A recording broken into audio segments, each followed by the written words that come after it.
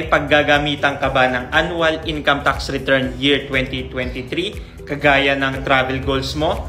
Lalo na kung kailangan nito ng visa, hahanapan ka ng ITR niyan, di ba? So, paano ka magkaka-ITR as a freelancer?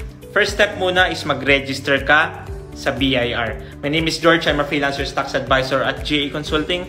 What we do is we are empowering online freelancers through simple and stress-free tax compliance. Ayun, syempre first step, mag-register ka muna. Pag nag-register ka na, pwede ka na mag-file ng income tax return.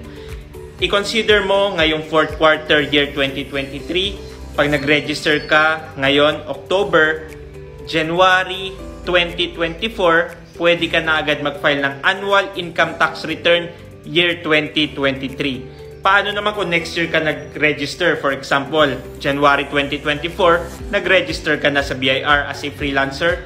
Ang unang annual, yun yung keyword, annual income tax return mo, ay mapafile mo pa sa January 2025. So, i-consider mo yon sa mga plano mo, lalo na sa travel goal mo, at mga ibang plano na kailangan ng income tax return.